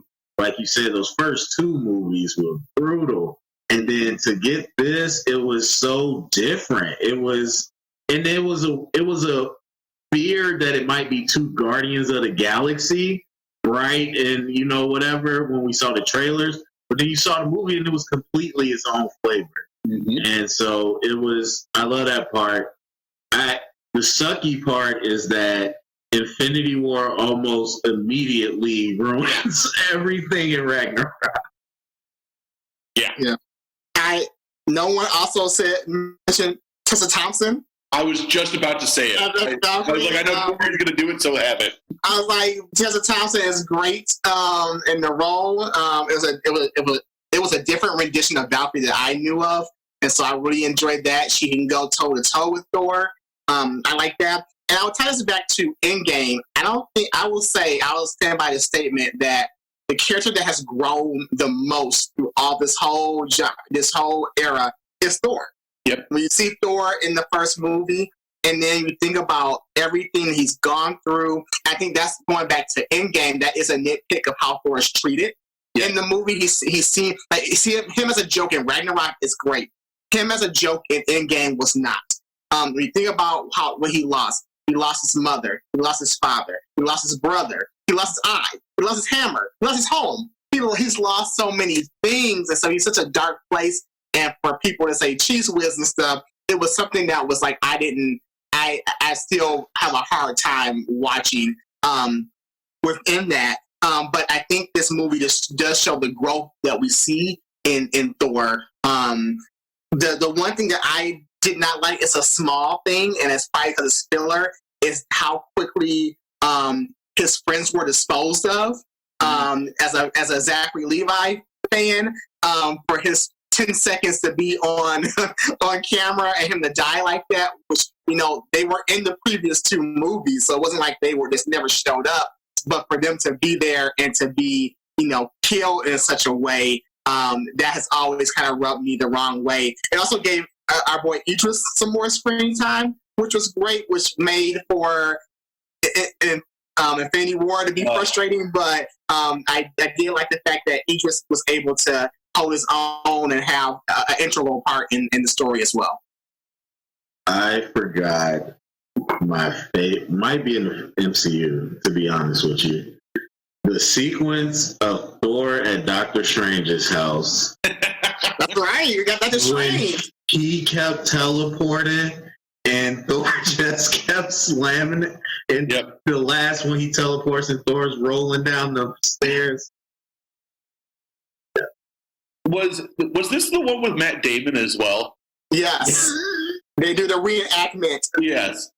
Incredible scene. Like, there's so many beats in this movie that are just incredible, and the fact that it fell this far, it shows kind of the crappiness of the order in the MCU, because it immediately gets shut down by Infinity War. And in the timeline of it getting released, it wasn't the film right before Infinity War as well? Yes.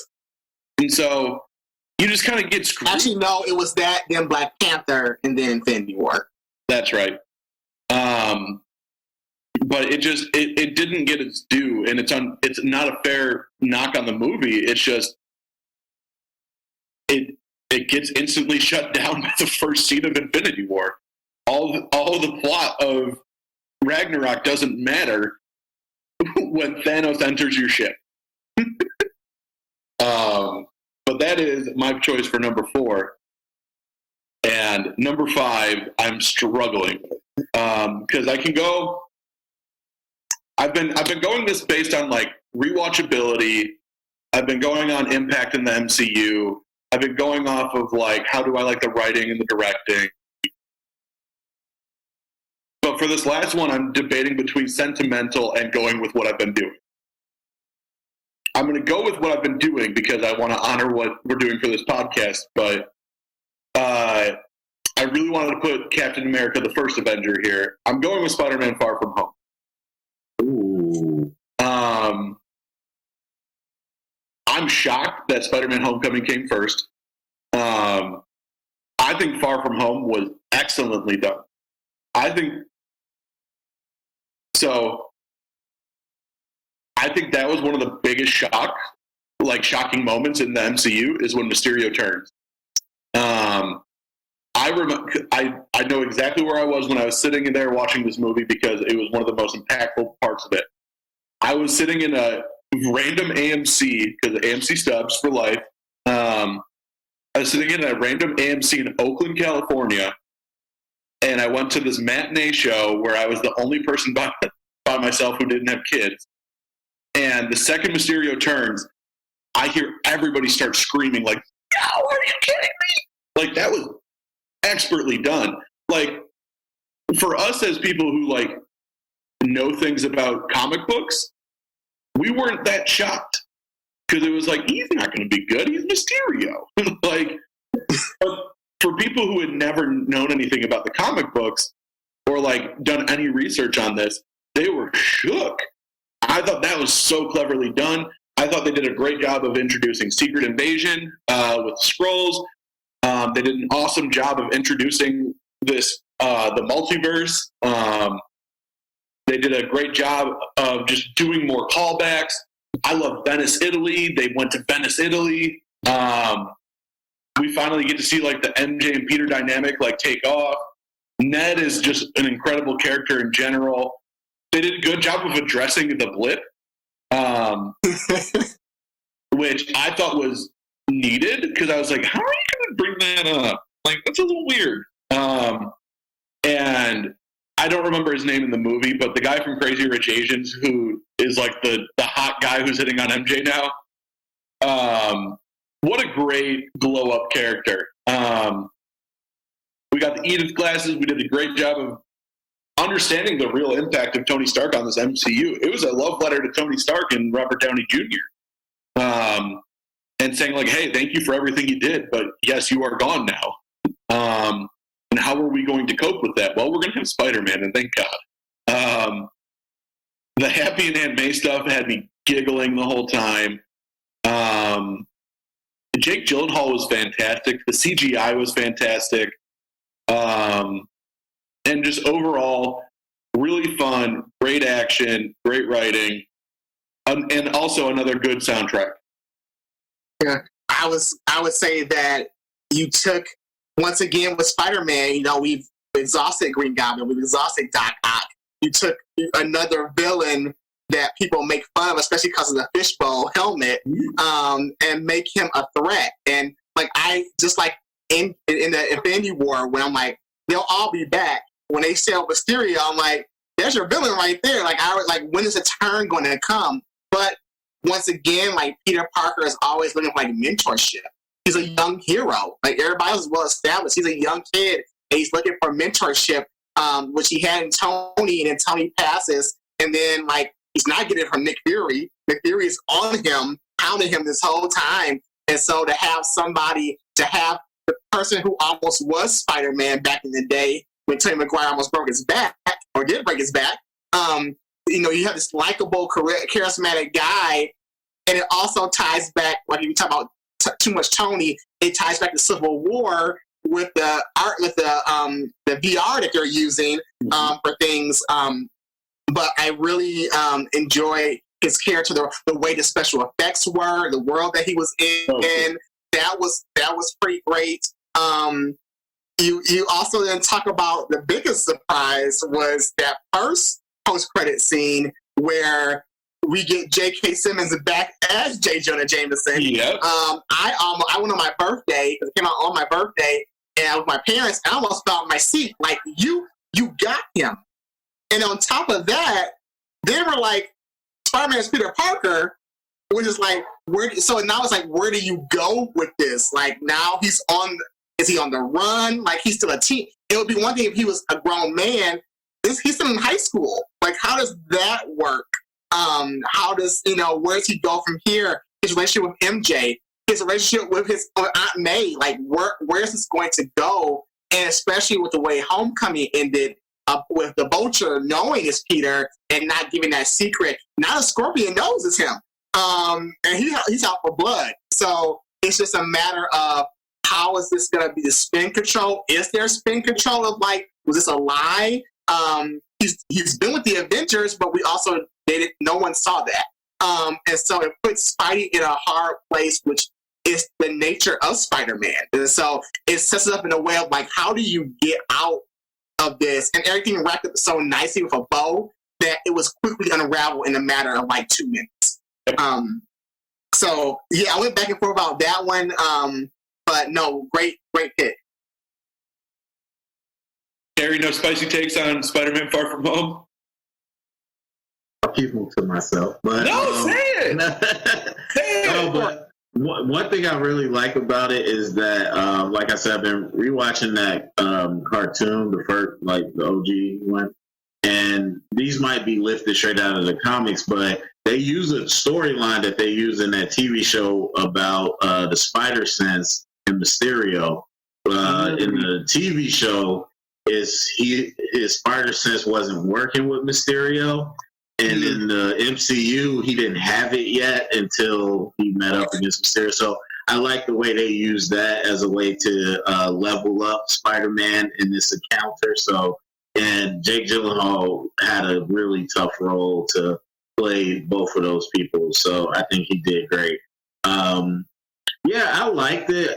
For me, it was like Spider-Man's the neighborhood hero, friendly, like neighborhood Spider-Man. That was the only thing that kind of threw me off about it. But Spider-Man has to go study abroad. And it was in a tough spot. You talk about the timeline. It was in a tough spot to come after Endgame, where a lot of people were just like, oh, okay, well, Endgame happened. I think it delivered.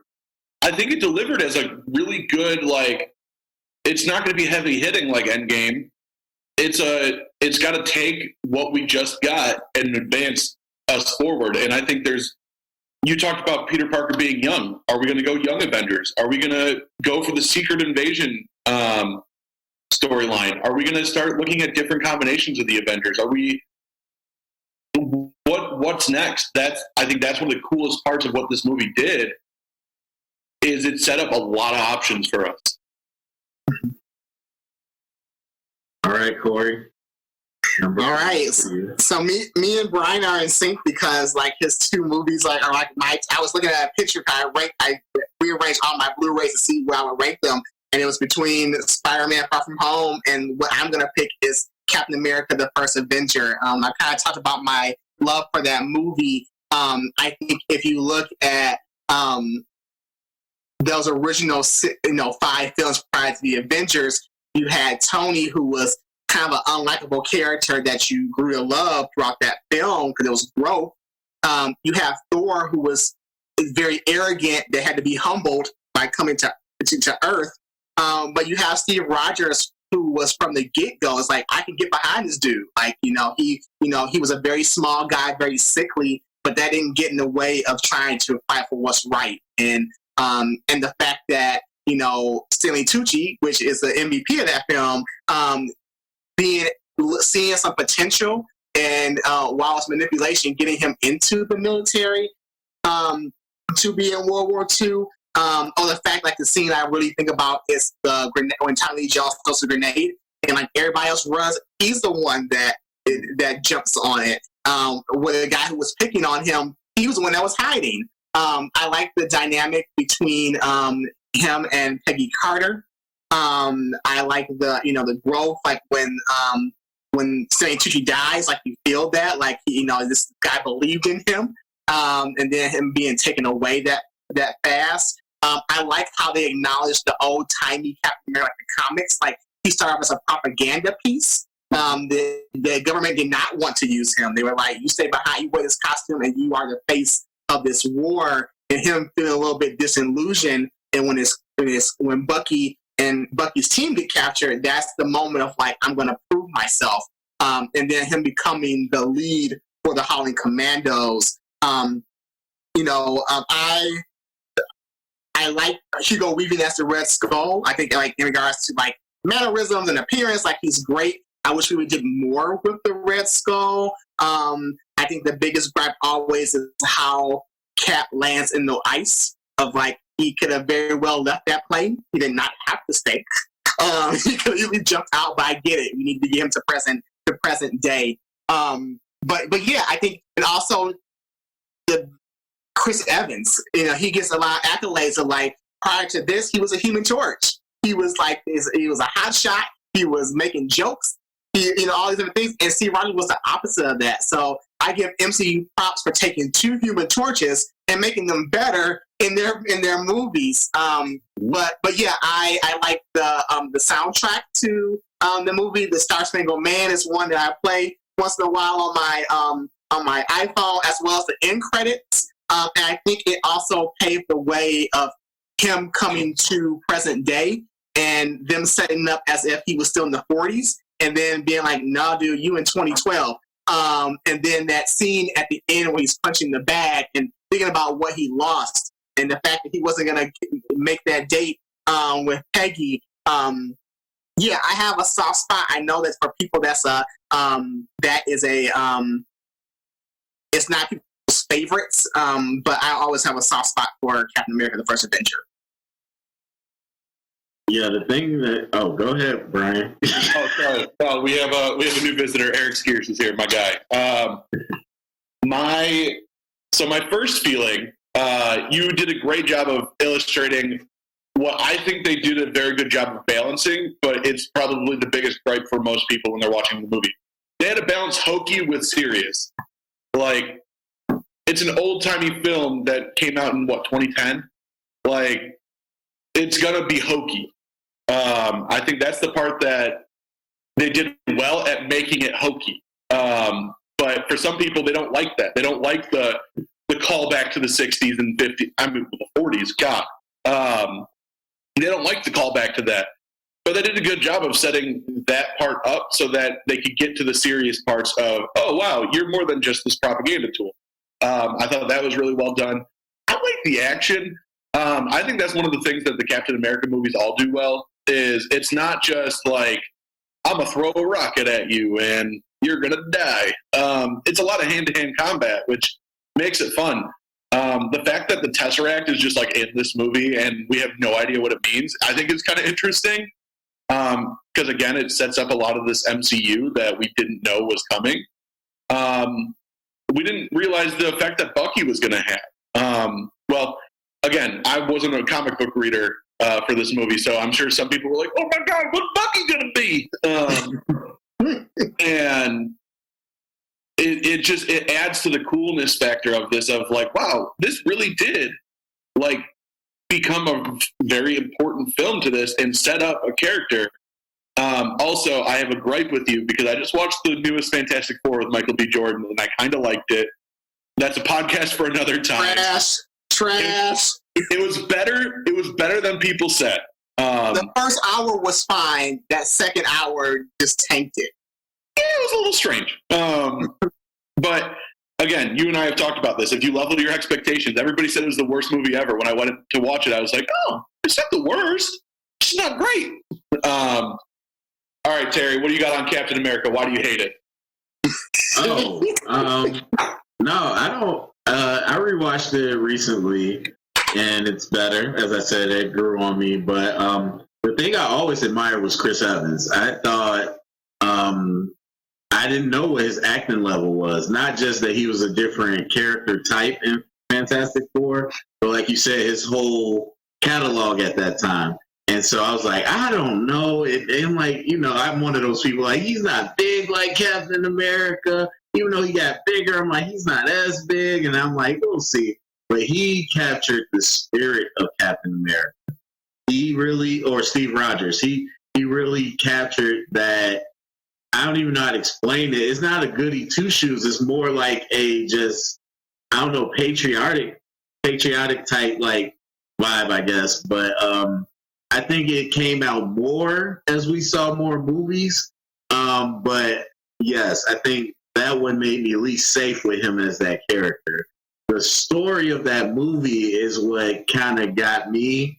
But now that you kind of know where it went, I feel a little better. And I just feel like Red Skull could have been a little more, something. But yeah, I overall, I don't dislike it like I used to. I think it definitely has a lot of merit. And that scene with the grenade is, in my top 10 of MCU scenes. it's iconic, and I think they did such a good job of doing the backstory of why Captain America is so dope as a person. Like, all the scenes from when he was a skinny, small dude were just so well done. And then him coming out as Steve Rogers, jacked, like, whew, sorry. Gets me going. And I will say that, like, looking at the 23 films, like, I know people will feel sorry about this first movie, but, like, it's the most consistent trilogy that we have. I mean, like, you have Iron Man 1, and you have Iron Man 2 that people were right near the bottom. And then Iron Man 3 was an improvement, but it was, it's okay. You have Thor that was like, it was okay. You have Dark World, which was, we got to talk about that. And then Ragnarok, which is fantastic. Even with the Avengers, you go with the first one and you have Age of Ultron, and then, you rebound. But Captain America, for me at least, had the most consistent, like, well-rounded trilogy, to which I put it in probably like my top 5 movie trilogies out there. I don't know. Once Guardians 3 comes out, Terry might have an argument for Guardians because of his feelings on Guardians 2. Sure. We're going to keep this audio so you can't see Corey's faces, but they're gold. I know. I don't want to go viral just yet. All right, so I'm gonna wrap it up. This was tough. I thought Ragnarok would be here. Well, I didn't. I was hoping. You're foolish. So I've been battling back and forth about this, but the one I'm gonna go with, I think I just made my decision for the final pick in the MCU fantasy draft. I'm gonna go with Doctor Strange. Currently, Inception is number 1 on my all-time. Great film. This has heavy Inception vibes, so that already gets points there. Benedict Cumberbatch, great actor. Tilda Swinton as well, even though they went with a different choice with the Ancient One. I thought that was a great talent to bring in. The visuals, and I saw this in IMAX, so you know how that goes. It was over the top visual spectacle, enough weirdness and kind of fantasy, but not over the top. And so, but then you really take what's the heart of Tony Stark's story and really that whole arc, and you kind of place it here again, where you see this person get knocked down off the pedestal and have to rebuild and reimagine themselves.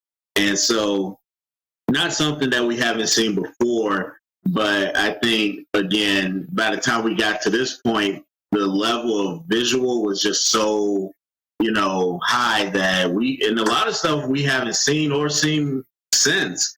The fight scene where they're fighting in reverse time is absolutely crazy. And then we all know the portal thing now, like that's absolutely iconic. And I just thought the performances and Chiwetel Ejiofor. I mean, when you looked at who they brought in, I was like, man, they got some heavy hitters for the performance part. And so, I think it pushed the narrative forward. Obviously, introducing another Infinity Stone, introducing Doctor Strange as someone that would be a big player. I think it's solid. I mean, that's why it's number 5 on my list. But it's one that I think you don't even have to listen to it necessarily. You see it in the background, and it's just so it's really visually an achievement in my opinion.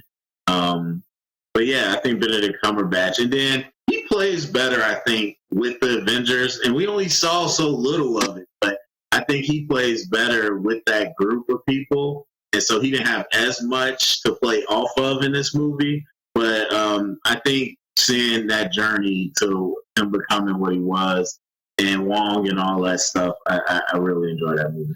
Boy, Wong. Two other things to add. Rachel McAdams did fantastic in this movie. I think she is very underrated. Sneaky Benjamin Bratt appearance. I mean, yes, very sneaky. They had some big names in this movie, which was really shocking. I will also say I'm not a Benedict Cumberbatch fan. I don't like him, but I think he did great as Doctor Strange. And I agree. I think he does a lot better when he has other people around him to play off of. And so you see that a lot more in the Avengers, where he gets to, argue with Robert Downey Jr. versus like arguing with Rachel McAdams. Like, that's not a knock on Rachel McAdams. It's just two cults of personality in the same room makes it interesting. I think, again, you nailed it. I think the visuals of this movie were outstanding. Doctor Strange is not a movie that could have been done 20 years ago. And I think with the technology that we have now, it's really cool that we get to have a movie like this. I think the same thing goes for like Mysterio as a villain. Like, Mysterio as a villain would probably look pretty dumb 20 years ago because he would literally have a fishbowl on his head. But now it looks really cool, and all those graphics that went along with Far From Home made it awesome. So I think it came out at the right time. It was a perfect addition.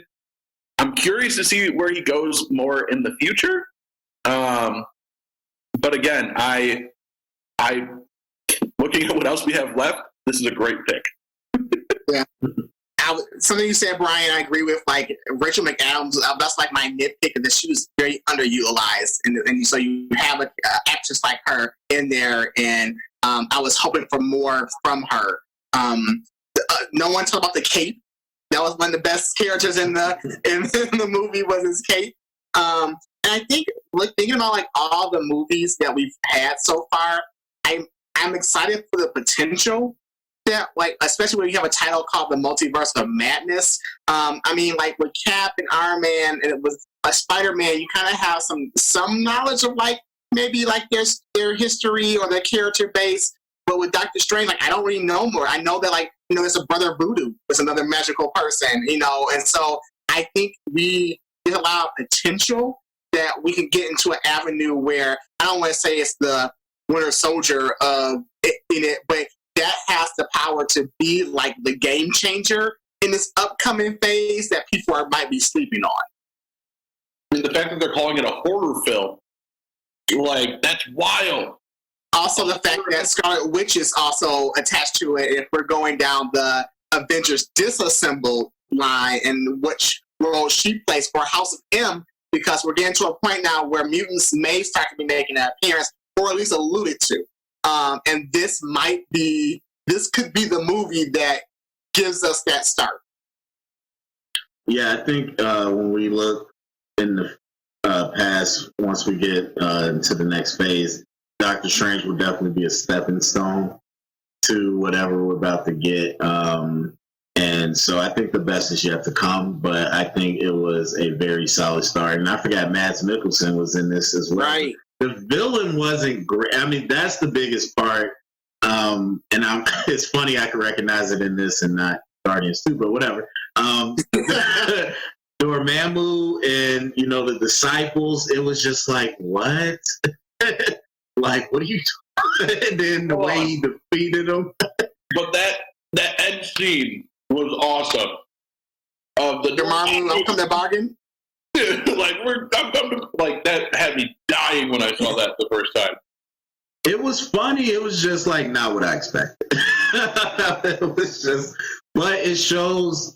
One thing I appreciate is that they never went OP Doctor Strange real fast. Like, even in Infinity War, he knew a couple more tricks, but he still got caught. Like, they didn't. He's on a journey. Like, he only had his real, wits really in a couple tricks in the first movie, and he still was able to, defeat the villain. So I'm excited to see where that goes. So, all right. So thanks for everybody that's been listening. We nerded out for a little bit, and so I'm not going to have us recap. It's going to be a visual. So look at our list. You go ahead in the comments. Let us know what you think is the best. Share it around. Get the conversation started. Thumbs up, subscribe, and remember, if you heard it here, it's official canon.